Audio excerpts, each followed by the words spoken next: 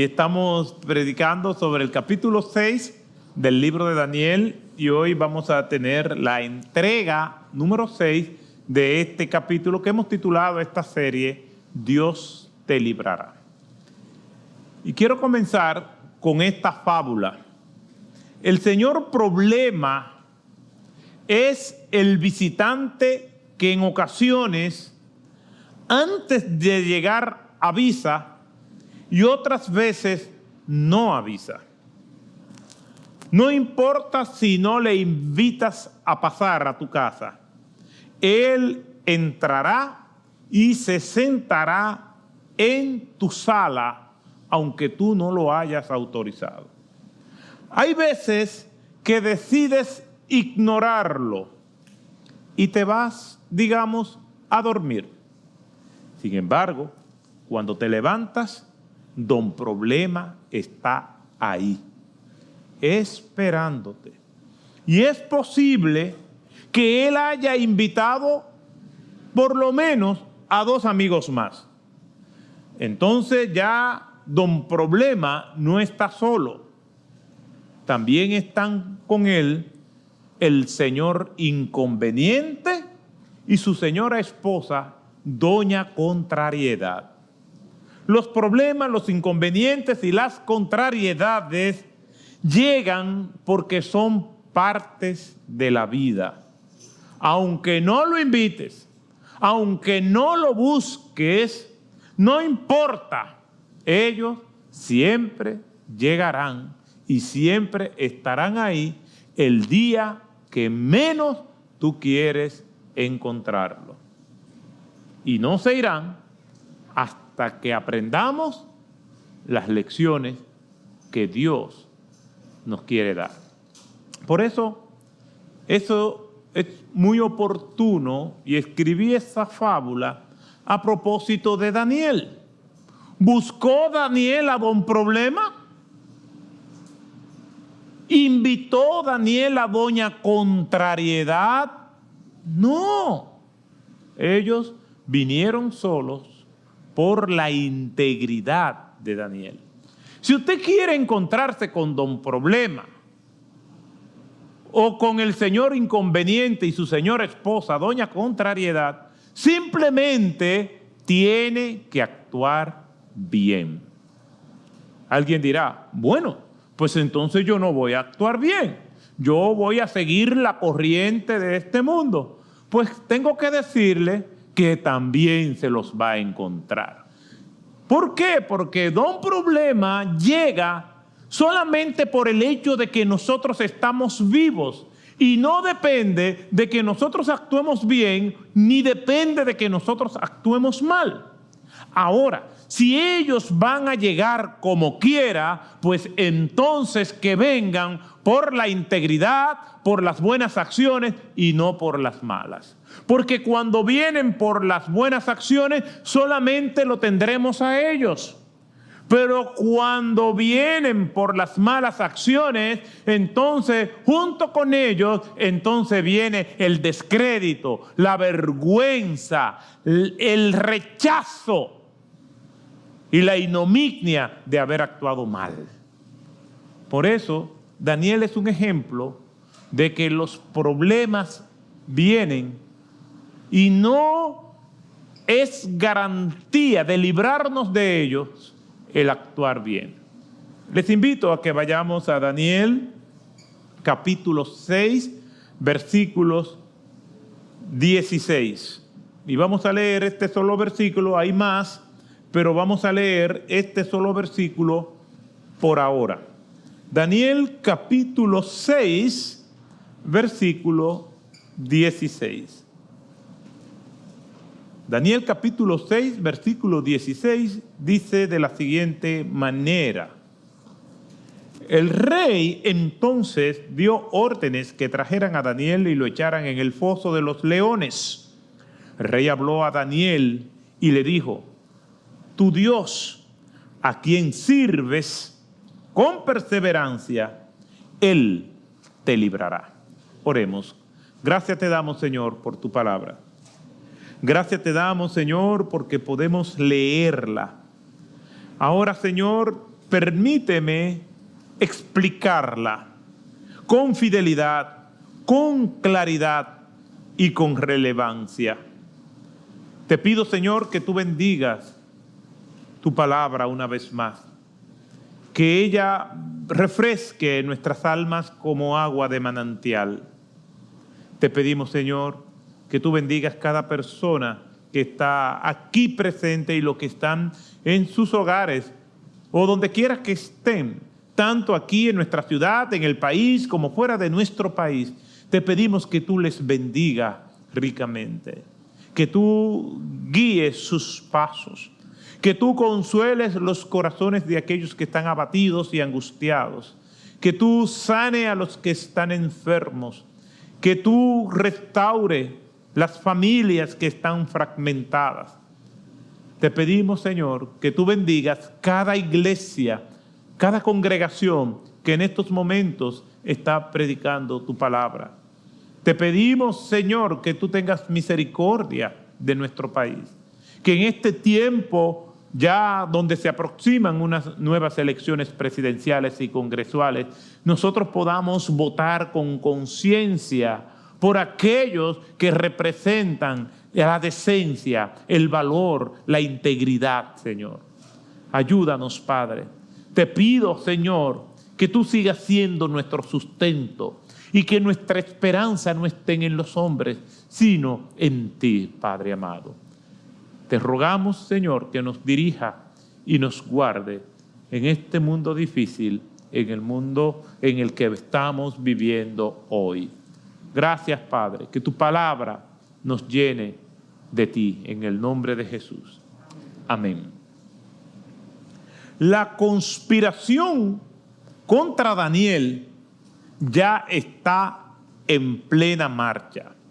A estas alturas ya vemos que los enemigos se están dando festín porque su plan está dando los resultados esperados por ellos.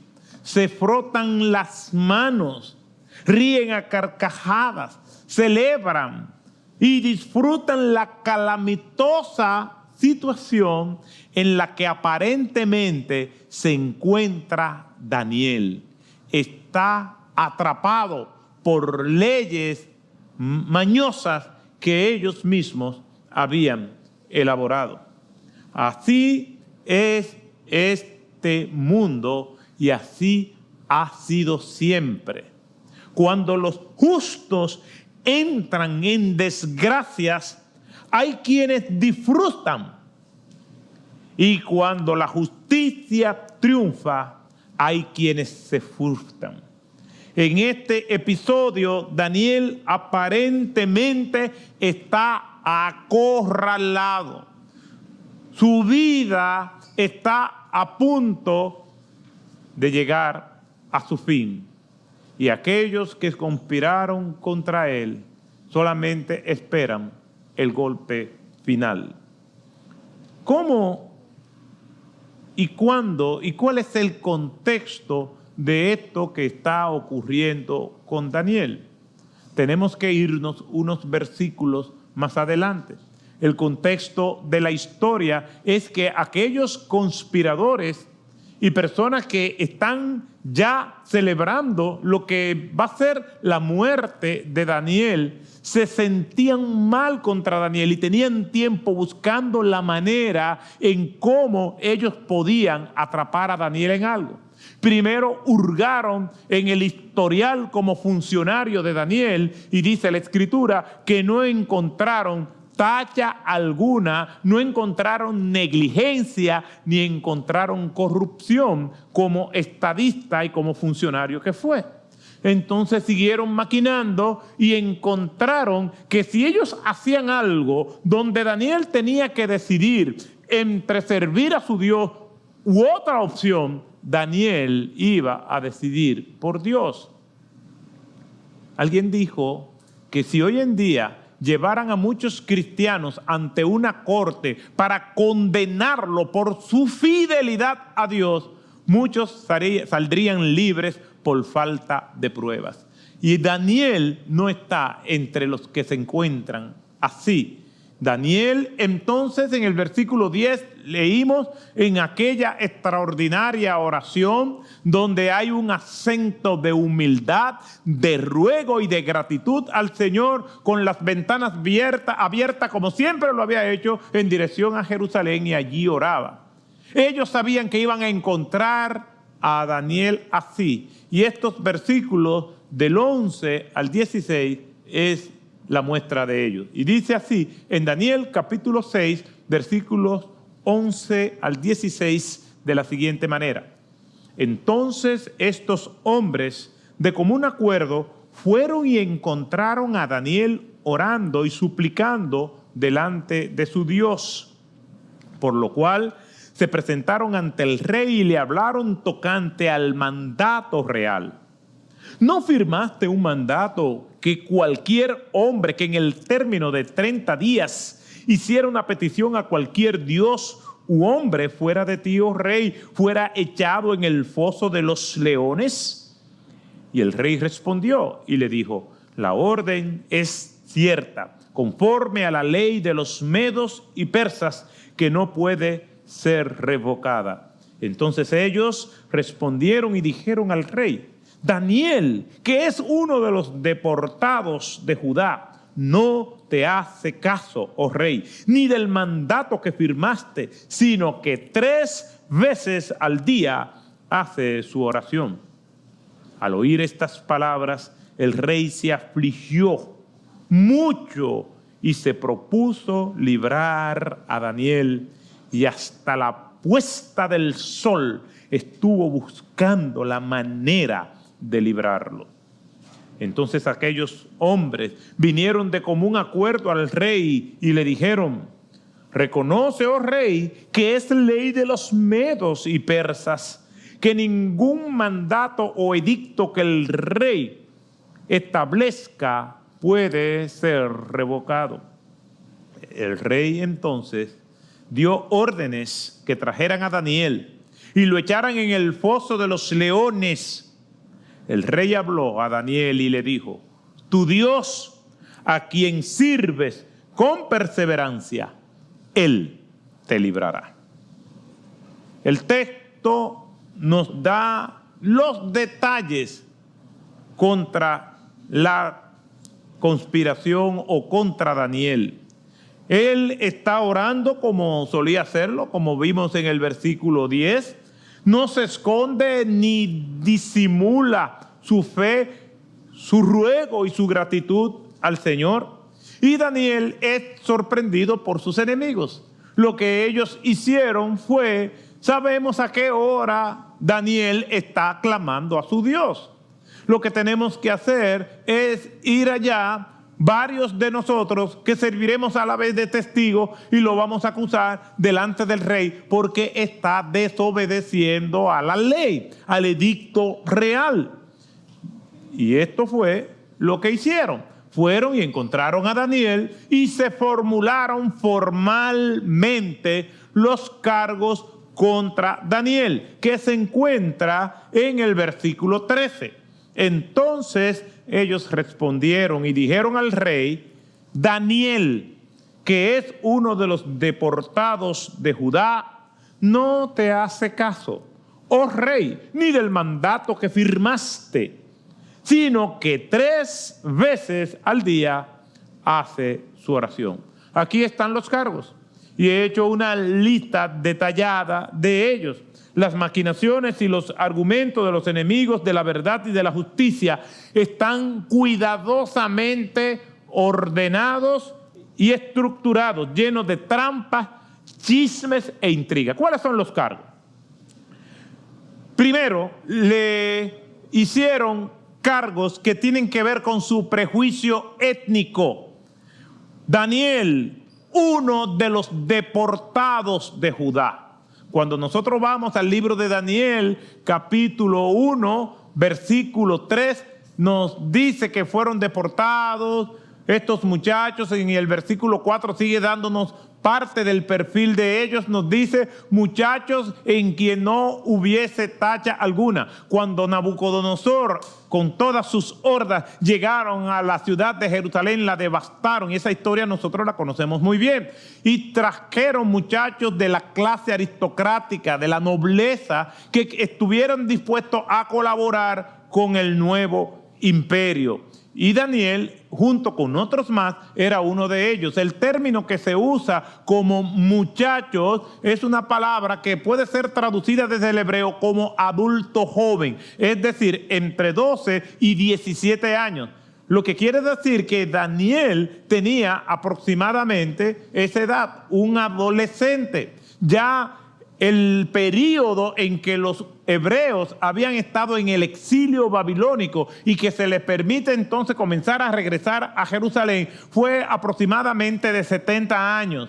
Y ya Daniel iba por el imperio medo-persa, lo que quiere decir que si había comenzado ya la repatriación a sus ciudades, a sus pueblos en los territorios hebreos, y había pasado 70 años de que fueron cautivos, entonces Daniel probablemente tenía entre 85 y 90 años aproximadamente.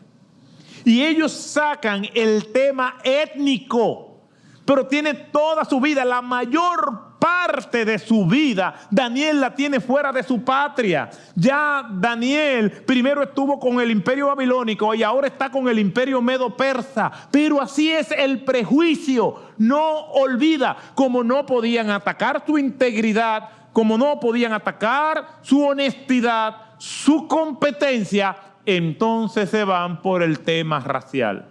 Y eso es lo que hace la gente. Las personas, cuando no tienen argumento, se van del argumento en cuestión, de la parte a debatir, a la parte personal. Y están haciendo esto con Daniel. Entonces, no solamente formulan un cargo que tiene que ver con un prejuicio étnico, sino que levantan otro cargo que tiene que ver con un prejuicio o con un tema político. No te hace caso, oh rey.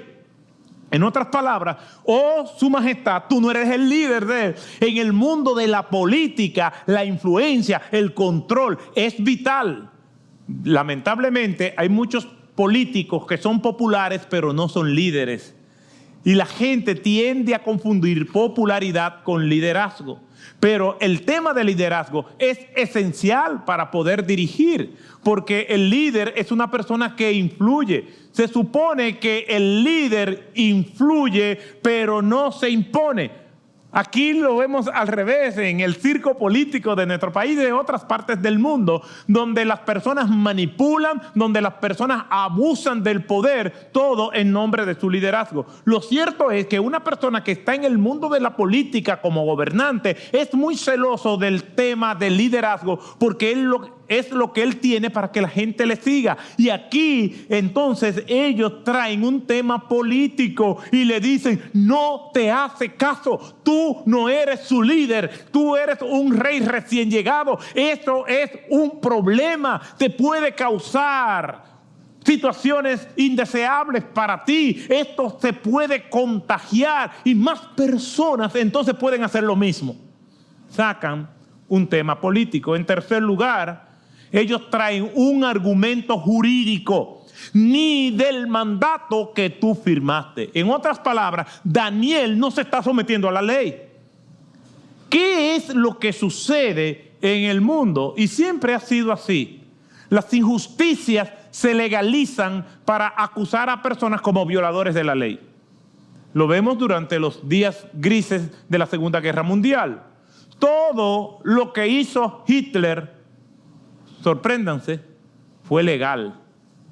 Se elaboraron las leyes para que todos aquellos que después no se sometieran a las leyes estaban entonces en la ilegalidad. Lo mismo sucede hoy en día con los matrimonios igualitarios, lo mismo sucede hoy en día con las leyes que favorecen y despenalizan el aborto. Para que todo aquel que levante su voz simplemente diciendo: no, yo no estoy de acuerdo, usted está preso porque está violando la ley, porque le está vulnerando los derechos a los demás. Y no es discurso de odio, es simplemente que podamos decir lo que nosotros creemos, respetando, amando y sirviendo al que no piensa como nosotros. Pero los que están del otro lado no hacen eso. Ni te respetan, ni te aman. Al contrario, el verdadero discurso de odio son aquellos que hacen todo lo posible para legalizar esto. Y si es posible exterminarnos del planeta, lo pueden hacer. Y aquí le están diciendo al rey, ni del mandato que tú firmaste. Es la ley, es un edicto real. Daniel no se está sometiendo a la ley, ya está en contra de todo lo que es la estructura jurídica que el rey durante todos estos días quiere que se mantenga. Entonces, vemos cómo esto es bien complejo. Por eso que dice Salomón, no hay nada nuevo debajo del sol. Todo es lo mismo. Todo es lo mismo. Todos estos cargos lo convirtieron en un prejuicio étnico, en un tema político, en un argumento jurídico y en un juego psicológico. Sino que 3 veces al día hace su oración. A simple vista, en la superficie, parece ser que ellos están preocupados por la fe de Daniel. Parece ser que ellos están preocupados por lo que es la intimidad de la relación de Dios con Daniel. Pero esto es un juego psicológico. ¿En qué sentido es un juego psicológico y con quién están jugando? Con Daniel. Aparentemente puede ser un tema religioso, pero no es así. Al rey, como a estos individuos, no le importaba el tema de la fe de nadie. Al rey le importa el orden y la lealtad, mientras que a los funcionarios les importaba sus intereses personales, así como el poder y todos los privilegios que sus posiciones representaban para ellos. La oposición de estos hombres con Daniel no tiene que ver con su fe. Daniel capítulo 6, verso 3. Pero este mismo Daniel sobresalía entre los funcionarios y sátrapas, porque había en él, ¿en quién? En Daniel, un espíritu extraordinario. Esa luz de Daniel, toda esta mentalidad preclara, toda su capacidad e integridad molestaba a los demás funcionarios. Aquí se dice que en Daniel había un espíritu extraordinario, claro, el respaldo de Dios a su siervo. Eso era lo que había en Daniel. ¿Recuerdan la fábula de la serpiente y la luciérnaga? Una serpiente y una luciérnaga se encuentran. Y la luciérnaga ve a la serpiente y echa a huir. Y la serpiente comienza a perseguirla tenazmente. Y ya no pudiendo más, la luciérnaga, rendida del cansancio, le dice a la serpiente: te quiero hacer una pregunta antes de que me mate. No, me puedes hacer todas las que quieras porque estoy de buen humor hoy. La primera pregunta que le hace la luciérnaga es: ¿yo pertenezco a tu cadena alimenticia? No. ¿Te he hecho algo? No, dice la serpiente. Entonces, ¿por qué me quieres matar? La serpiente dice: porque no resisto tu luz. No resistían las luces de Daniel, ese espíritu extraordinario que lo hacía ser un hombre excepcional, un hombre competente, un hombre que no hacía nada con negligencia, un hombre íntegro, donde más de 100 hombres no pudieron encontrar una falta contra él. Eso era lo que le molestaba. Por eso le hablaba de don problema y de la contrariedad. Vienen aunque uno no lo busque. De modo que el rey pensó ponerlo sobre el reino. Ya esto era demasiado para estos individuos. Tenemos que convivir con que Daniel es mejor que nosotros en términos de su servicio público, no es corrupto, es capacitado, pero ahora lo van a poner como jefe de nosotros. Esto no lo podemos soportar. Ahí comenzó la conspiración contra Daniel. Una evidencia de que a ellos no le importaba la fe de Daniel se evidencia en el mismo versículo 10 del capítulo 6, donde Daniel está orando. Cuando Daniel supo que había sido firmado el documento, entró en su casa, en su aposento superior, tenía ventanas abiertas en dirección a Jerusalén. ¿Y qué dice? Y como lo solía hacer antes. Daniel siempre fue un hombre de oración. Era un hábito de Daniel todos los días orar 3 veces al día. Era un hábito de Daniel arrodillarse delante de Dios, agradecerle y pedirle. Lo solía hacer antes, pero eso no fue un problema hasta que el rey decidió poner a Daniel por encima de todos ellos. A ellos no les importaba la fe de Daniel. A ellos lo que les importaba era que a Daniel ahora lo iban a poner como jefe de él o de ellos. ¿Cómo puede ser posible que este deportado de Jerusalén, este extranjero, cómo puede ser posible que este que vino sin nada aquí, este que vino como esclavo, ahora va a ser el jefe de nosotros? No puede ser. Un congresista, ni voy a preservar su nombre, me contó de que una vez entrando al Congreso Nacional, cuando iba a ocupar su lugar, 2 colegas murmuraron entre sí diciéndole, ¿quién lo iba a decir? De tal lugar, ahora míralo donde está aquí. Y él lo oyó. Y se le acercó a ellos y les dijo, es mejor llegar a ser que haber nacido siendo. Pero no te sientas mal, porque no me siento mal, es que se lo estoy diciendo. Y lo mismo ocurre con Daniel. No podían resistir eso, como solía hacerlo antes. Entonces, ¿dónde está el juego psicológico? ¿Con quién es que están jugando? Con el rey. Es con el rey que están jugando. Él hace su oración 3 veces al día. No se está sometiendo a ti, rey. Esto puede ser peligroso. Él sigue igualito como si tú no hubieras dicho nada. Yo sé que usted, su majestad, tiene estimación con él, pero así son de ingratos esos deportados.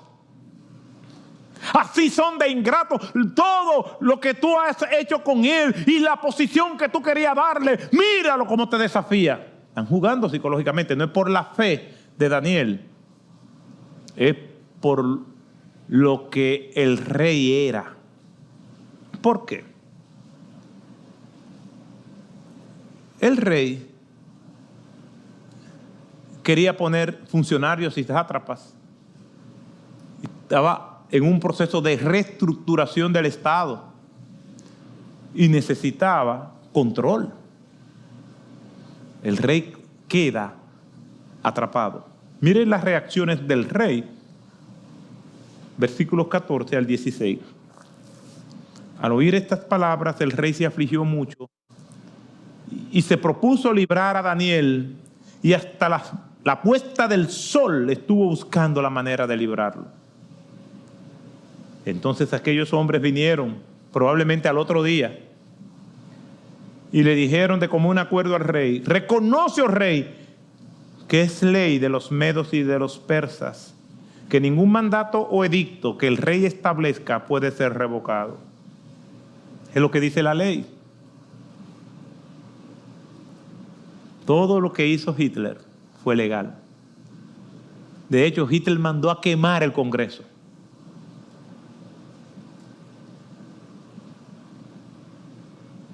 Y en eso nosotros estamos en la primera línea de combate, mis hermanos. Tenemos que preservar la familia y tenemos que preservar la vida. En el pasado reciente, algunos hermanos de la iglesia optaron por irse de esta iglesia porque yo predicaba de esa manera. Una de las cosas que debe hacer un pastor cuando predica la palabra de Dios es que tiene que hacerle ver la relevancia que tiene la palabra de Dios al mundo de hoy.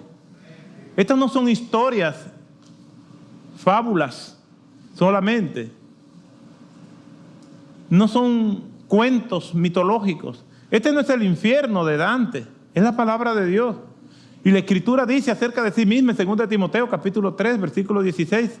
Toda Escritura es inspirada por Dios y es útil para enseñar, para redarguir, que significa confrontar, para corregir y para instruir en justicia. Esa palabra de Dios es la que nos va a guiar. Lámpara es a mis pies tu palabra y lumbrera a mi camino, porque el cielo y la tierra pasarán, mas tu palabra no pasarán. Pero ¿cuándo no va a pasar? No va a pasar cuando nosotros la apliquemos al mundo en que estamos viviendo. La palabra de Dios está llena de episodios narrativos que son parte del contexto que nos trae la palabra de Dios como empaque de las verdades normativas. Nosotros vamos, cogemos lo normativo y dejamos los narrativos. John Stott precisamente era que decía eso, que la palabra de Dios tiene que ser predicada con fidelidad, con claridad y con relevancia. La relevancia es el ejercicio hermenéutico que nosotros hacemos y la contextualizamos, la aplicamos al día de hoy. Es lo mismo que está sucediendo con Daniel. Ellos le están diciendo al rey, entonces, oye, es la ley de los medos y los persas y tú mismo la firmaste y tú no puedes quebrantarla, porque si tú la quebrantas, no sabemos lo que va a pasar en el Estado. Si tú quebrantas la palabra tuya, rey, tú no tendrás autoridad. Y recuerden que estos individuos eran los gobernadores de los pueblos.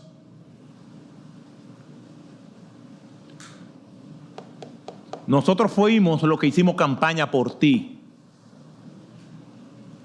Si tú te niegas a estos acuerdos que nosotros hicimos, entonces nosotros no sabemos qué va a pasar contigo. Te retiramos el apoyo. Si eso le molesta a alguno, que le siga molestando, pero yo tengo que ser fiel a mi Señor. Y nosotros estamos ante un momento crucial en ese sentido. ¿Por qué? Porque la semana que viene son las elecciones. O la de arriba. ¿Y qué nosotros vamos a hacer? ¿Votar de que porque mi partido de ese que yo he sido siempre? No, yo tengo que votar por aquellos que representan mis valores.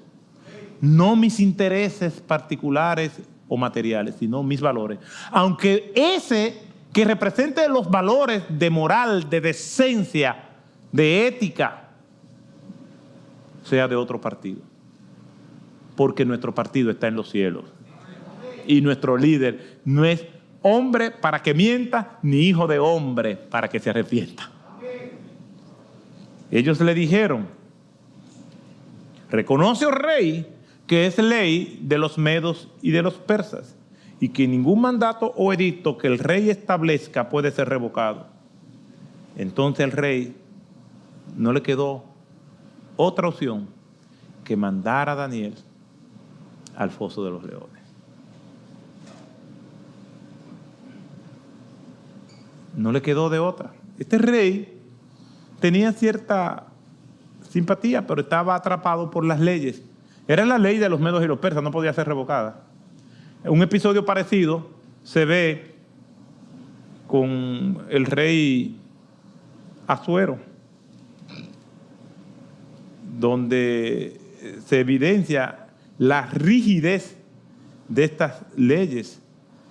Vosotros pues escribid acerca de los judíos como os parezca bien, en nombre del rey, y selladlo con el anillo del rey, porque un decreto que está escrito en nombre del rey y sellado con el anillo del rey no puede ser revocado.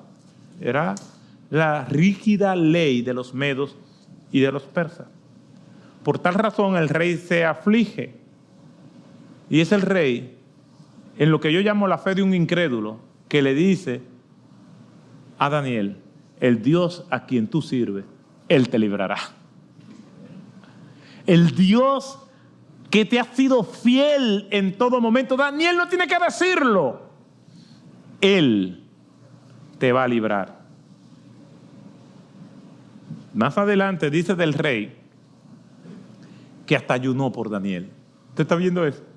Un incrédulo diciendo: Dios te va a librar y yo voy a ayunar por ti. No sé a quién le ayunó, pero dice en el versículo 18 que el rey estaba tan afligido que después el rey se fue a su palacio y pasó la noche en ayuno. Ningún entretenimiento fue traído al rey ante él y se le fue el sueño. Él amaba a Daniel. Dios es el que pone esa gracia. Por eso, cuando Dios quiere algo para uno, tú no tienes que traicionar ni mentir. Dios te lo va a dar. No tienes que venir con trucos, con mañas, con deslealtades y traiciones. Cuando Dios tiene algo para alguien, Dios te lo da. Lo reconoce aún ante los incrédulos. El Dios a quien tú sirves, Él te librará. Y aquí vemos al rey ayunando. De hecho, el rey fue atormentado esa noche. Y los versículos 19 al 20 hablan de la fe de este incrédulo. Versículo 19 y 20, capítulo 6. Entonces el rey se levantó al amanecer a rayar el alba y fue a toda prisa al foso de los leones. Y acercándose al foso, gritó a Daniel con voz angustiada. El rey habló a Daniel y le dijo: siervo del Dios viviente, tu Dios a quien sirve con perseverancia, ¿te ha podido librar de los leones? Alguien dice: pero ¿qué fe tiene él? Claro, este hombre tiene fe, porque si no hubiera tenido fe, no va a hablarle allí a aquel foso donde estaba lleno de cadáveres. El Dios a quien tú sirves te libró, Daniel. Es como cuando uno dice: ¿verdad, Daniel, que te libró? Es lo que le está diciendo.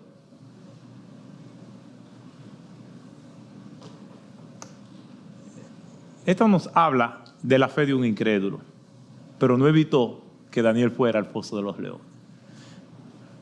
No evitó toda la integridad de Daniel estar en aquel pozo oscuro, maloliento, pisando huesos e imaginándose todas las atrocidades y todos los cuerpos allí sin vida que habían en aquel lugar. Ese foso de los leones no era simplemente una guarida de leones, era un cementerio lleno de cadáveres. Allí entró Daniel. Toda su fe y toda su integridad no lo evitó. No quiere decir que él tuviera una fe tan enorme y tan fuerte y robusta que lo hizo desconectarse de aquella realidad. La fe no hace eso. La fe no es una droga que te inhibe del mundo real. Al contrario, te hace ver el mundo real y te lleva a confiar más en el Señor. Pero el hedor de aquel lugar lo olió Daniel. El tener que pasar por aquellos cuerpos en putrefacción, en un lugar oscuro, y tener que enfrentarse al murmullo del rugir de los leones todavía. El tener que desplazarse a tientas y tropezar y caer con un cuerpo que se está descomponiendo porque la semana anterior ya habían enviado algunos hombres allí. El tener que pasar por algunos lugares húmedos y se da cuenta que es sangre humana que hay en aquel lugar. La fe no anula eso. El salmista dice, aunque ande en el valle de la sombra de la muerte, no temeré mal alguno, porque tú estarás conmigo. El hecho de que Dios esté con nosotros no nos impide ver los cadáveres. Están ahí, tropezamos con ellos, nos duele, sentimos su hedor, sentimos el calor, el frío ambiente que anuncia la muerte está allí. Daniel está allí. Ellos esperan, sus enemigos esperan a un hombre gritando, desesperado, angustiado, sediento de venganza o mendigando el clamor de ellos. Sin embargo, no es así. Este pasaje nos ilustra, para ya ir terminando, las dos victorias de Daniel. Solamente nos dará tiempo a ver la primera y con esto terminamos. Un autor, el doctor Belkamp, holandés, dice: la verdadera victoria de la oración puede resumirse en una sola palabra: la tranquilidad de Daniel. Vemos una paz majestuosa en la figura del profeta, rodeado de fieras salvajes. Esto nos impresiona especialmente cuando comparamos con la ansiedad del rey. Cierro la cita. Entonces yo me pregunto, ¿quién es el verdadero prisionero? ¿Daniel o el rey? Que pasa toda una noche revolcándose, angustiado, ayunando. Los reyes tenían todo un cortejo real y fiesta. Recordemos en la parábola del rico y Lázaro, dice que el rico hacía cada noche fiesta con esplendidez. Se habla de los excesos del rey Enrique VIII, donde tenía todos los días fiesta. Y comía con las manos y se lambía las manos y decía: abajo la educación. Este rey aquella noche no permitió bufones, ni adulones, ni nadie que le cortejara. Aquel hombre estaba en una agonía total. Está en el palacio, pero está angustiado. Y Daniel está en el foso, pero está tranquilo. Entonces, ¿quién es el prisionero?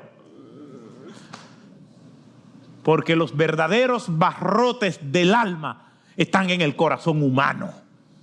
Hay personas que están tras las rejas y están libres, y hay personas que están del otro lado y están prisioneros.